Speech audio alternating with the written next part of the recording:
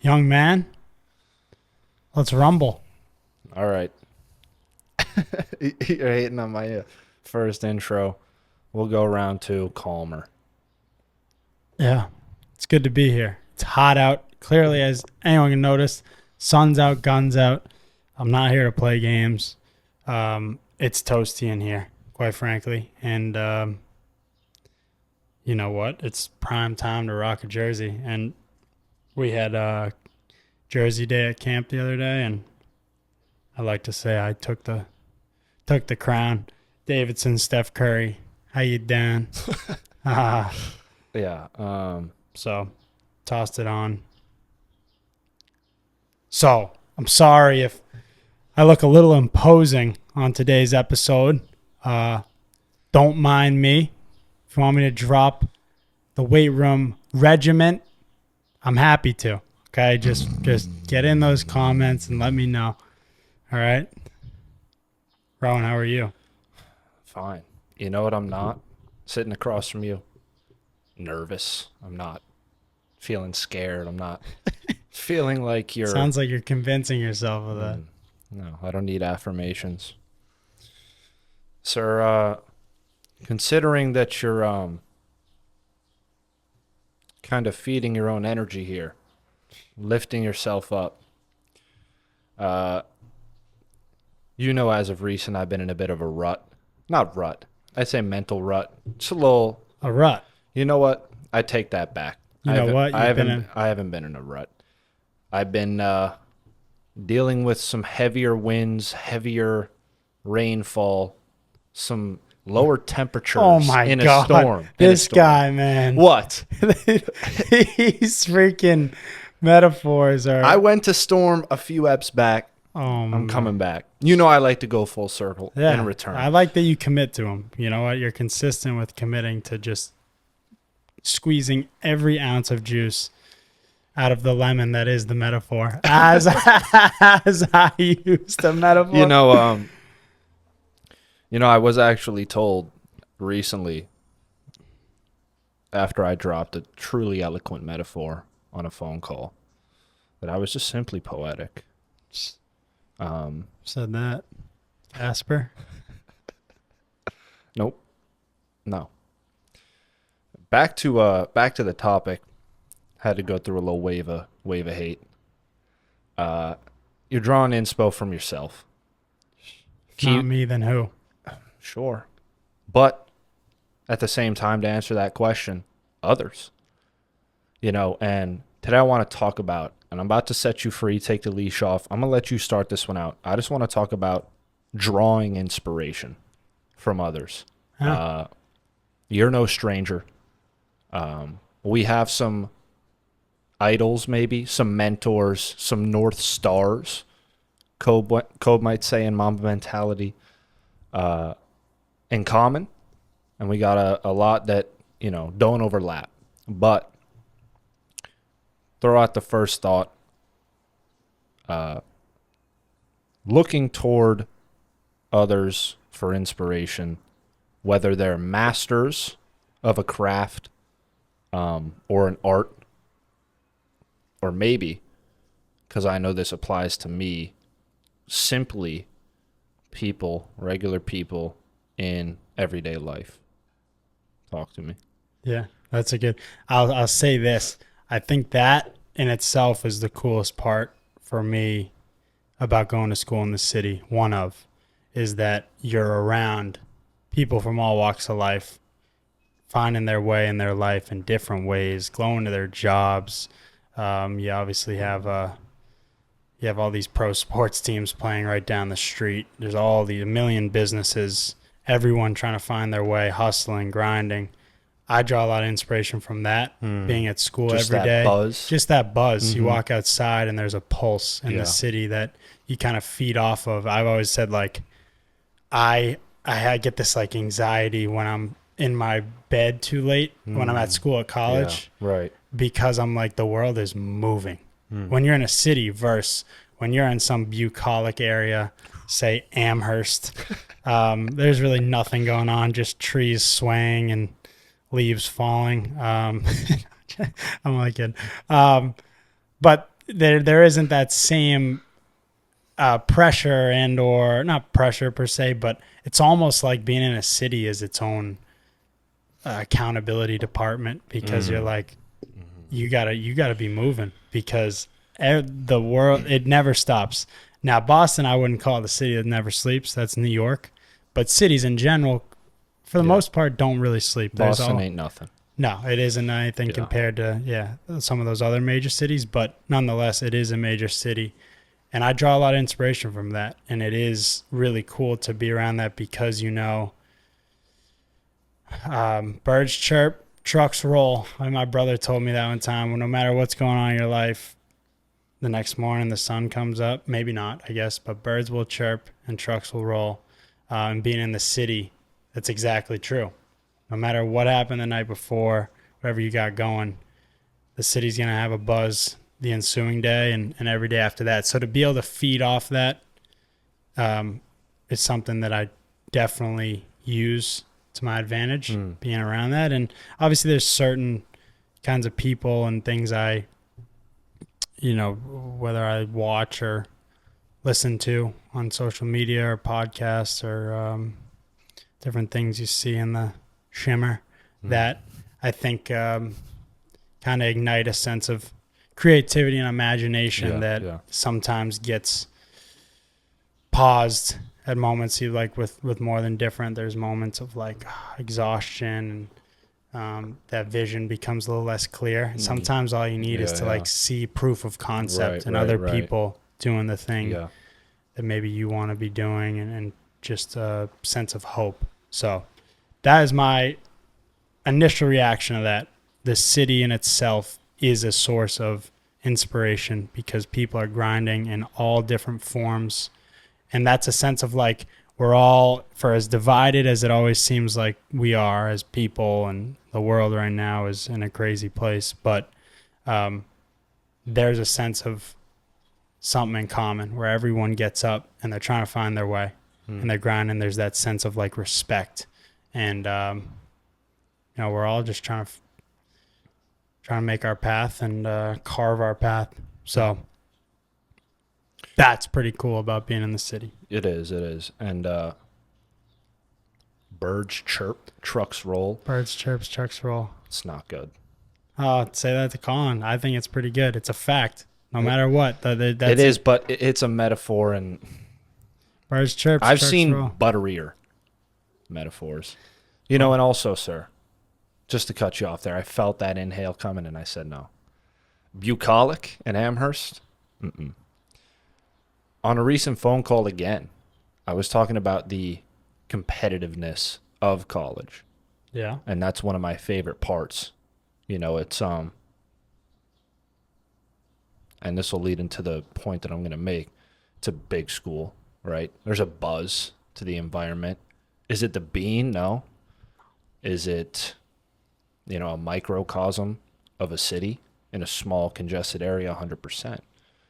And so whether it's me, wherever I'm at the time in my mind, kind of in a unified me against myself for others type of mentality, or me against all y'all because the killer's right here in Snappy and we're competing, which is obviously, like I said, unideal. And I think I'm somewhat close to maturing out of, but I keep in my back pocket if I need it. Whatever it is, just seeing all those people on their way to class, leaving the rec, 1 p.m. on a Tuesday, middle of the week. I like that. You draw inspiration. So that what I'd say, need that. And it's what I draw inspiration from a lot is seeing people do what they love. And so here's an example. I agree. Being in Boston, this is a bit of a peculiar job to maybe have or take on or have a penchant for, but I have the utmost respect for these people, and seeing how much passion they have in doing it inspires me. And that is, there's constantly, I live across from Boston Common, there's constantly tour guides going on, basically walking you through the history of what transpired. There's a million statues and monuments in the common public garden. So they take you on a trail. They'll tell you what ensued. Beacon Hill has loads of history that dates back to days of slavery. So it's a area that is rich with history, and so there are constantly tour guides dressed up as like pilgrims, and there's people who go on these tours, but like naturally you could have the reaction of like, oh, look at this guy, like what a ridiculous, like who would you think he grew up thinking he'd do that? But then I've had this sense of like I feel such a desire to want to go up to him and be like, you're doing awesome work, man. And like seeing how much you love doing this, you have this mic on there. They're just speaking with so much passion and, or fervor, I should say. I like that. Yeah. And that inspires me. And obviously there's people you see walking to work and they look miserable. So that and the opposite can be contagious. And you're like, oh, this is one of these, but there's all different businesses going around, all different people finding their way. You have people in the common who are like playing guitar, putting out a freaking bucket saying, here's my Venmo. I have the utmost respect and appreciation for things like that because it's something they love. It takes courage, and that is little things I draw inspiration from. But that's probably a good example I could give, because that in itself is like, if you looked at it with a different point of view, you're like this. I would hate to be doing what this guy's doing. But I'm like, man, he loves it. Isn't that the goal? To find something you love doing, or at least he's kind of dropped any type of idea that he's gonna get where he wants, not doing that. You know what I mean? And so whether or not he loves that. So it's a niche type of job. It is. Dressing up like a pilly. But he's treating it like he loves it, whether he does or doesn't, because he's hungry and he's trying to get somewhere. Yeah, absolutely. And that takes courage, and it takes not caring what anyone thinks. Or maybe he literally is so comfortable in doing that, which I also have the utmost admiration for. Yeah. Loving the craft. That's what I'm saying. So either way you look at it, those are things that I draw inspiration from, looking at people who love what they do. And that's what you want to chase, is like doing something you love. All summer I've just been working basketball, and it's definitely brought me closer to how much I loved basketball when I was young. I feel like that inner child in me has been reborn a little bit in a new form just from being around it. I'm not saying I love working basketball camps all day, but I'm around something I love doing. And that to me is what I'm chasing, is to carve out a path that I'm doing something that I love. And you find you're struggling, something you're willing to struggle for. Right. Something that the results make something where the work is the reward. Or at least the results are outweighing the work. The work's struggle. Price. Right. Here's a question I have, and I would assume this could be something you experienced more so in high school rather than the city, because the city, really doesn't ever not have that buzz. But for me, out at school in a bit sophomore year, but especially freshman year, whether it was that end of semester or that weekend when no one had class, extra sleep, not as active, there's not literally those people, hundreds of people, walking to class or leaving or going wherever to get food, this and that. For me, I feel like I got too reliant on that buzz in my environment to charge me up. And this was while I was obviously way less mature several years ago, and I didn't have those strategies to keep my output and motivation even keeled for long periods. But did you ever see, like maybe in the summer or on a weekend when you go out to, shoot in the gym or something, just a time when the environment was feels less inspiring. There's just less buzz, and maybe in a month, a week, a couple days, it's going to be back. But Have you ever felt that dissipating motivation, that inability to feed off maybe something that you don't have that you eventually got, which at that time was too dependent on that environment? Yeah, that's a great question. And my immediate reaction is that it goes both ways. I think I feed off definitely an environment that garners a sense of people finding their way, motivated, self-reliant, and something that inspires. I do feed off that, but I also, when you're around a place where there's a lot going on and you feel pulled in so many ways. I have this weird thing that I kind of, not in the summer, but when I'm at school, because it's always go, go, go, I have this almost appreciation for, and this is not a metaphor, this is actual, like a rainy day, because there's like nowhere I could be. It's like when it's gorgeous out, I say everyone's outside in the common, but I might have some other things to do. Every place is amplified by the weather. And you feel pulled, like I should be out there, and I shouldn't be in my room doing homework to get it. Like I gotta go outside. And then, so when there is that opportunity to actually be less pulled by the environment, I kind of have grown to appreciate that, and like generate your own motor and motivation in spurts. So when those times happen, like when we're at school for basketball, when no one's on campus and we're playing games and way fewer people are there and there's no dining hall, no one, like the dorm is completely vacant other than the players. I kind of love that, to be honest, because there's no like, this is what's going on tonight, you should be there. Oh, we're doing this. You do your own thing. So it goes both ways. I feed off, but I also do have this thing where I love a good rainy day, because now it's like, I can't be outside because I do. It's like FOMO, but not in a sense of like I'm missing a party. It's like am I being too hard on myself? Should I go walk down Boylston Street and catch the nice warm weather instead of being in the library doing homework? But if it's rainy, you don't feel bad about being in the library doing homework at times. Have you seen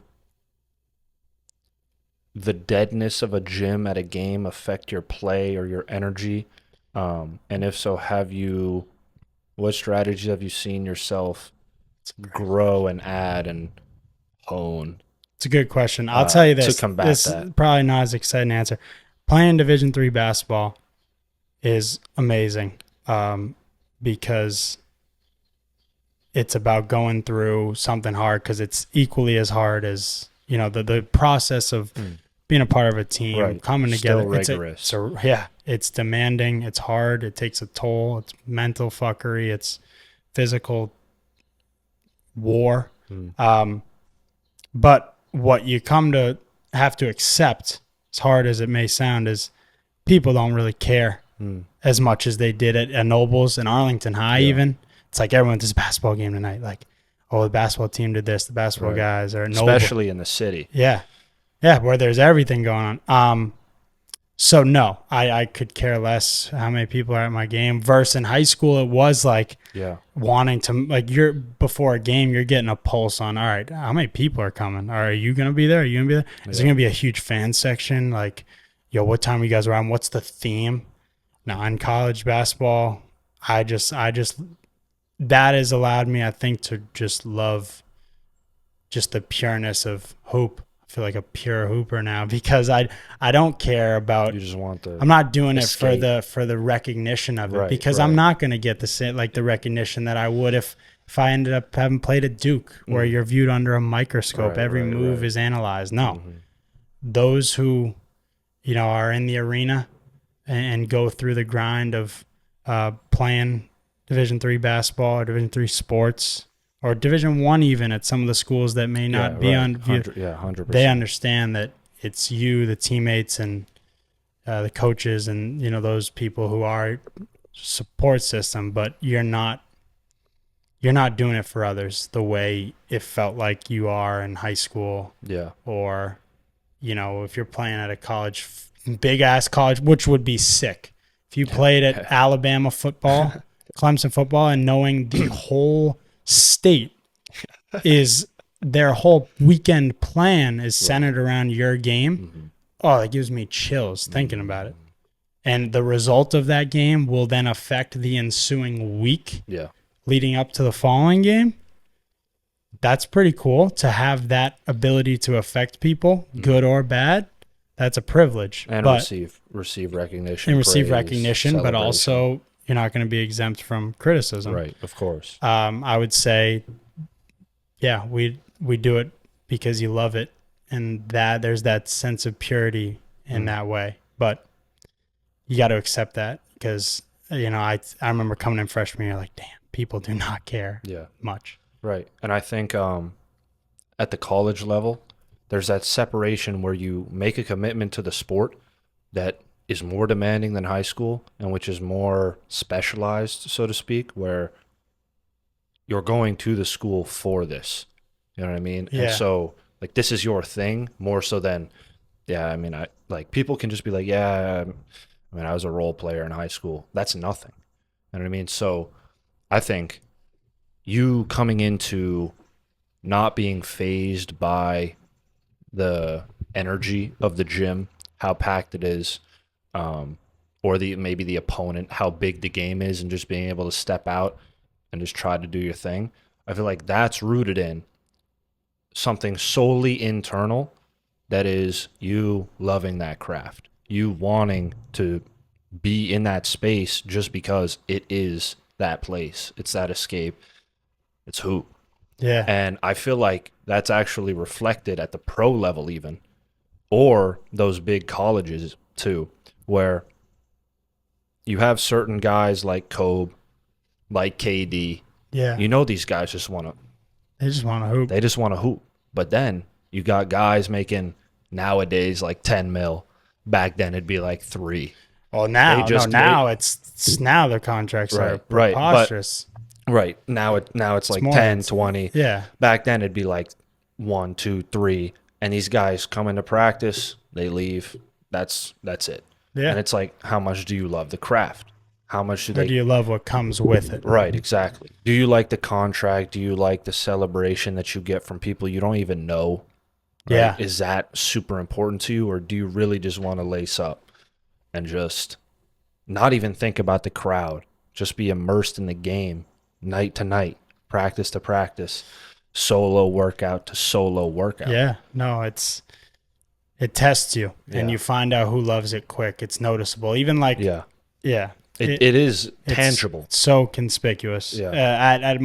Even at this camp I've been working these camps. The campers who are there to You hoop can and tell. You can tell who loves it, even at a yeah. young age, and that can obviously change. Yeah, right. And there's no judgment out of me like they don't love it. Like, no, it's a camp, dude. Yeah. You're just trying to. Parents want to get their kids away, but you can tell who wants to just anything that has to do with basketball. I'm in. I was talking about this with a friend today. Even it was like, is it always need to be conditional to do something that related to your craft, where it's like it fits for you, or there's gonna be this amount of people there, are there cameras there so I can proof that I did it, or is it like, no, you're getting no recognition, you're doing this shit because you love it. You find out who's in it for what reasons, but how could you not get caught up in, if you're at that level of these high Division I schools, pro level, where it's like, how could you not get consumed by all that comes with it? I get it. You kidding me? But that's tragic. But it's a two-way street. Leaving it on the tilt? We can leave it on the tilt. Yeah, that's authentic. Not perfect. It's a two-way street, though, because, you do it because you get all the celebration and recognition, but pressure is a privilege. Yeah. So I would say that. And ultimately, even though I put a lot of pressure on myself, I have the idea. I play as if and when we lose, I feel the sense of embarrassment, or if I play bad, I feel that sense of embarrassment that the whole world was watching. And part of like numbing that for myself has been like, look, as though you don't want to hear it, because you have to go both ways. When I do really well, I think, oh my God, everyone just saw that I had that big game. No, not that, like, people saw, not that many. But then when I play bad, I think, oh my God, they're going to have this on first take tomorrow. No, it's not. It's just about your process and knowing how much you put into it and coming to peace with that. Yeah. When it's all said and done, that's my goal. And continuing out my career, finishing out, and building bonds with people who you go through war with. That's what being on a team is about. I was reading through my Mamba mentality notes, which I put in that little notebook, that you were maybe not a reader of, but you were there every step of that. What do you mean? I read Mamba Mentality. No, I'm saying whether you were a reader of my notebook, I'm saying in my notes. Yeah. Right. Yeah. But I remember a line that just came to mind. Kobe said, and I wrote down, like, no external motivation is needed, but all is appreciated. Yeah. And so it's like, okay, you can use that loss and that feeling of embarrassment to motivate you to come back and hoop better next practice, next game, next workout. And you can use that idea of people are watching, there is a reward here, as motivation to summon a performance. But ultimately, that shouldn't be needed, and it can't be if you're trying to be relentless, if you're trying to be a cleaner. Shout out Timmy G. If you're trying to, perform at your best every time, you got to find that gear internally. And I think another thing with Kobe, which I was going to mention earlier, I think as I was talking about that storm I was going through, and then you just shot that down and things got derailed. We'll go with derailed, fell off the track. How important is it to you from your perspective and what you love doing, but also vicariously other people and their passions? How important is it to look up to paragons in the fields, sports, businesses, right? Business world. How important is it, do you think, to look up to figures in whatever your passion is, who are paragons of whether it's ethic, selflessness, just unrelenting competitiveness? How important is that? How important is having somebody who loves it just unimaginably, and whether it's film or their books or whatever, having that on tap so that you can gain inspiration from that? What do you think from your perspective, as well as just that as a concept in general? Yeah, I think in the formative years of like middle school, high school, when you're figuring out what you love and what you want to put a lot of time into, I think that serves as a beacon of hope, and kind of a model for, like, I know I drew so much inspiration off, Kobe, all those books about Kobe. I watched a million Steph Curry highlights, like all his little idiosyncrasies. I've been a Kyrie Irving fan since the Uncle Drew days. That's a fact. And you got that costume photo. I do. We gotta put that up. Put that up right here. And all those, like, and that was always like somewhere's okay if you work hard enough, and you hear that's why you do think about it, you look back, like these people who are in those positions of that they've done it, they have the opportunity to have such an impact on the younger generation. I remember hearing all these, think about all the quotes we wrote down from a book or from interviews or from videos, and you're like, okay, that can be applied in my life. It may not manifest itself in the same way, but it absolutely can help mold me into my version of becoming the best and most maximized version of self. So I think it's very important that you have people in your life who, and for me, it was always my brother. Shout out to Colin. I would say that, like, my brother has always been the person who I've strived to be, and not in every facet, not that I have things I don't like about him, but he's always been the person I've been chasing, and we're always chasing something. You know, like we say we're never arriving, always becoming. It's always a chase, and he's always been the person. He's always been years ahead of me. Setting that pace Setting line that, ahead of you. yeah. And our paths have been different, but at the same time, like he's always been the person I've kind of strived to be as close to as possible. Certainly, like in basketball, and um, seeing the mistakes he may have made and how I could avoid them, and seeing the successes he had and how I could mimic that. So for me, I would say C-Mac at this point in my life, I feel like I'd do it for myself. I'm not really drawing inspiration too much from others. I draw inspiration from me when I was younger. At this point, I think thinking of basketball and life in general, you know, making younger me proud in a sense, and remembering the ambition I had from such a young age and not ever letting that waver. Because what's being more than different about? You tell me. About being authentic And ambitious. and ambitious. Yeah, you actually came full circle there from early up, showing off that sleevelessness. Now you're talking about your biggest inspiration, sir. You're on one today. I'm trying. Look, I feel like I'm yapping a whole lot more than you here, but you've been just. I feel like I've been poignant. You've been setting me up. I mean, Yeah, Caitlin Clark Yeah. set the all-time assist record last night for WNBA with 19. You have absolutely set the assist record Sure. for the Ace Place pod today. Okay. Yeah. I'm relaxed. I'm laid back, and I'm trying to work on my passing. But I'll still contribute enough. Hey, Oh yeah, you've contributed immensely. we're late in the app. It's fourth quarter. It's bucket time. Right. You get everyone else involved. Yeah. It's time to work.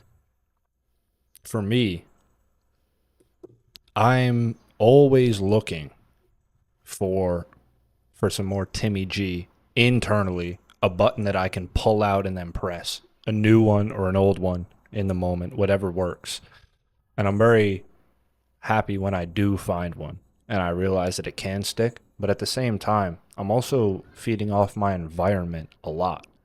And I feel like as long as you have that control panel inside of buttons that you can press to get yourself up whenever you need, at least for me, the way I really feel the world and am present, like I draw so much inspiration from small stuff, even things that aren't necessarily like people, figures, quotes. Like even if I saw a nice view or something like that, Yeah. I get inspired. Like Yeah. Like you see me up at Robbins, I'm looking at Boston. It just makes me. That's what I'm saying. Makes me feel something. That's what being in the cities Right. is like. Yeah, and I think That's that appreciation. yeah, right. And a lot.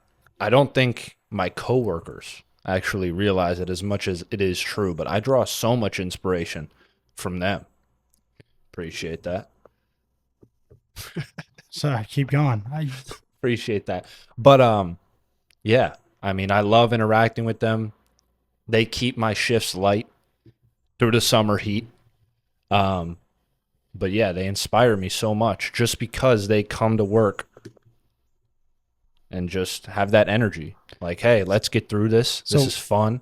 What to you is the difference between inspiration and motivation? Because I would say Yeah. at this point, when I was younger, I felt very inspired by other figures who was like you strive to be and emulate in some minor form. Great question. But then as I get older, it's like, okay, how can I still generate motivation? I get inspired by things that keep me going, or kind of ignite a sense of creativity or imagination or like appreciation for things. I'd say that's more where inspiration. But then the motivation factor at this point, I'm not chasing to be like some role model I had. God damn.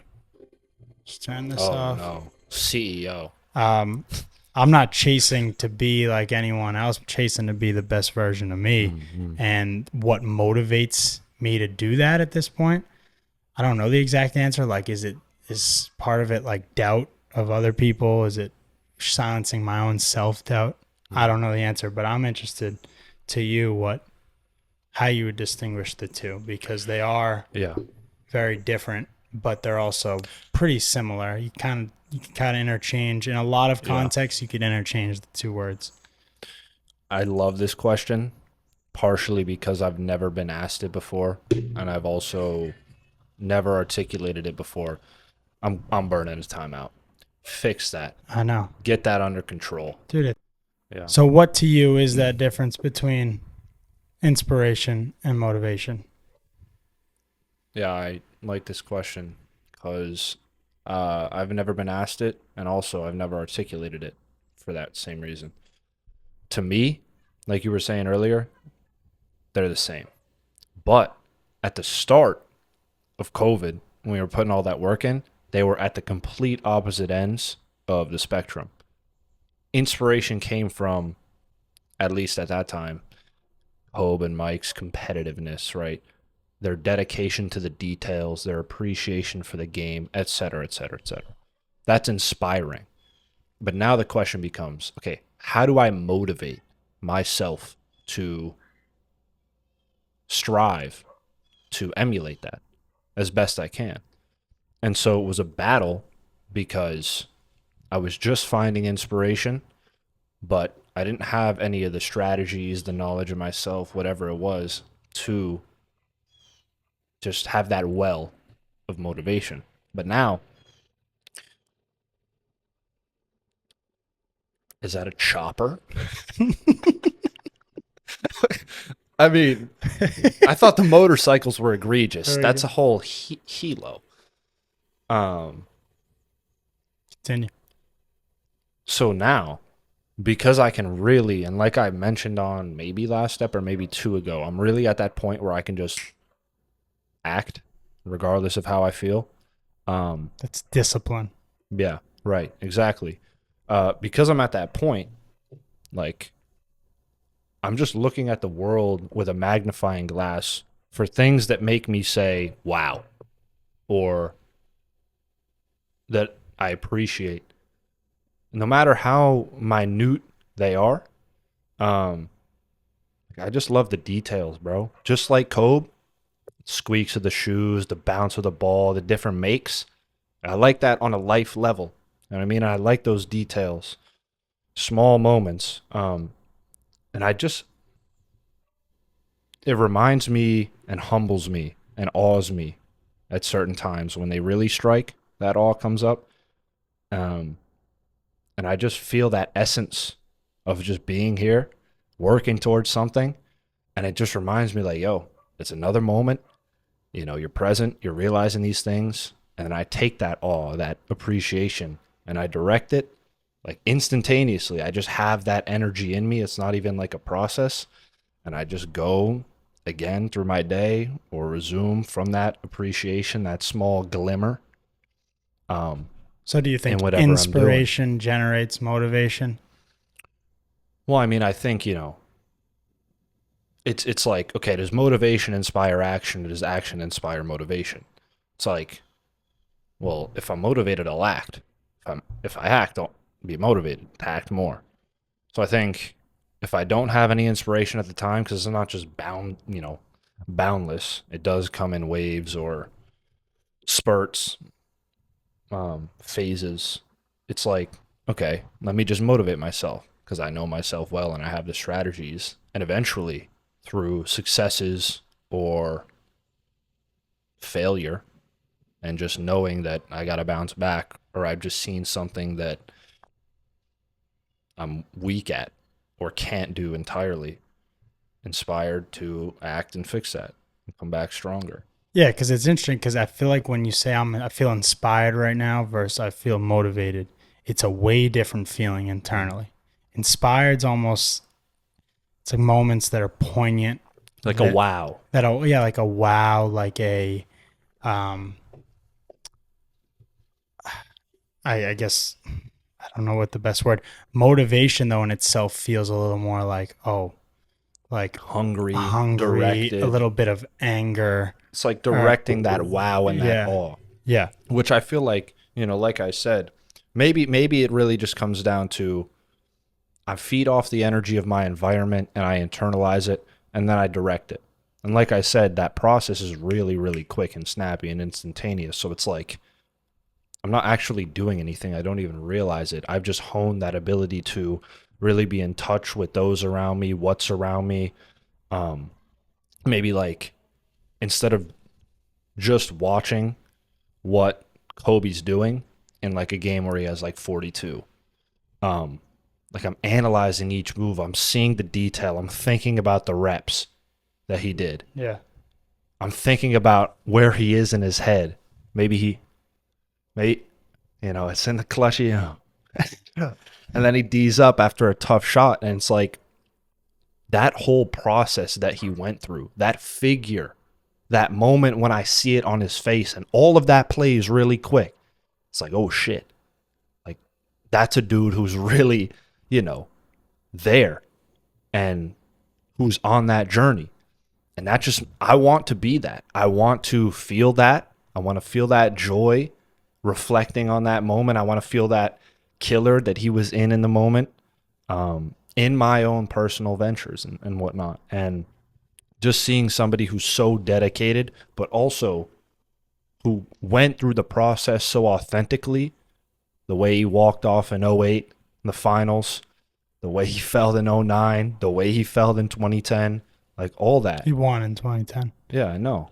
I'm talking about the lows and the highs, the Yeah. authentic feeling of the process, Yeah. the workouts that he didn't want to do, the motivation that he did have, like all that. It just, I agree. and if you can't tell, I've been in a mean Kobe I love it. I love it. I'm not, because I was Recently. thinking about, I'd say with our goal with More Than Different at its most general level is to inspire people to look for more in them with the mission of More Than and to Different. help that too. Yeah, is to inspire people to look for more in themselves, to appreciate the opportunities, the challenges, all the struggles that come about in life, to celebrate the successes of yourself and others, and to constantly elevate who you are. Because when you look for more in yourself, you see more in others. Mhm. It's a simple effect because of that sense of like empathy, because you realize, wow, this is, there's way more in me than I thought. Right. And so there's way more in others if I give them a chance instead of being so judgmental and quick to assume who people are. Yeah. Because I thought I was so one-dimensional, Yeah. and then you found more in you. Yeah. So we need to see other people that same way. And hold on, sir. That's half. The other half is look around you. If even for a moment you see more in somebody else, that's that glimmer that I'm talking about. That's when you inspiring. know that if you're not at your best, you can come back. Use that. And that's why you got to surround yourself with those people who are constantly trying to work on that, who are constantly at that level. You know what I mean? And who are pushing so that you're constantly just being reminded, yo, I have another gear. Yeah. I can get up. Like, let's rise. And then just Oh, yeah. feed off each other. And it's inspiring. You know what I mean? Absolutely. I agree. I think inspiration to me is hope and belief. I think motivation is a little more rooted in proving something to yourself or proving something to others. Not always, but obviously, let's just say it's being like, I'm inspired right now is a lot more fluffy than saying Yeah. I'm motivated. Yeah. Like that they're very similar, but they also give a different feeling when you say I'm inspired or I'm motivated, or that inspired me, that motivated me. Yeah. But you need both. All right. I think I was about to say both are integral. Paramount to elevation. So that should about take us to the promised land for this one, Ro. We missed last week. We're aware of it. It's on us. We've been busy. We're in tournament mode. August 17th. That is just under a month from today. Duggar Park, the third year of the More Than Different Summer Basketball Tournament. It's coming together nicely. It's going to be awesome. We'll have these hats, if they're still available, at the site. These were our 4th of July lids, but shifting into the USA Olympic lid as we approach the chase for a gold medal. But it's good to be back, Ro. Yeah. I thought you had an outstanding performance today. Appreciate it. Did I come in with some fourth quarter buckets? Yeah, you definitely did. And I'd like to think I set you up. Yeah, and you know what I did just think about when you reminded me and the audience of the tournament is like you said earlier, it's about inspiring others to chase things more than different is and helping people with doing that. And I just thought about those kids that that are going to be at that B&G who might not have. And it's like if just one of those have a day in the gym or an interaction with a faculty member or another kid there, and it if only brightens their moment for a sec or really set something in, maybe a young McNamara going in for the lefty lay, Yeah, you know? If that happens, and upon that lefty little fluffer, he realizes something, it's all worth it. all Because worth you know it. what the highest human act is? Highest human act is to inspire. Yeah. That's a fact. Right. Episode 8, Ro. Let's keep it pushing. To our listeners, we're good? You have anything else? Yeah. Try to feel life more. Because, how do I explain it? Life is memories and moments. Sure, but what I was actually going to say is when you really feel that essence of just being here, and it's very, very difficult, but you just have an infinite supply of just awe of like, wow. And to me, it's just like, that's so close to, okay, let me do something. Let me try to be a source for that, and to channel that through me. And so it's like, the more that you are present and you appreciate, and you just, surround yourself with people that rise and that have that love for their craft and just for life, I mean, your experiences is going to be so much better. And those glimmers are going to become more frequent. And hopefully, through that process and that presence, you'll get to a point where it's all one glimmer. Like it. You know what I am right now? Inspired by this episode. I hope others are too. We'll be back next week. Mm-hmm. Peace. Peace.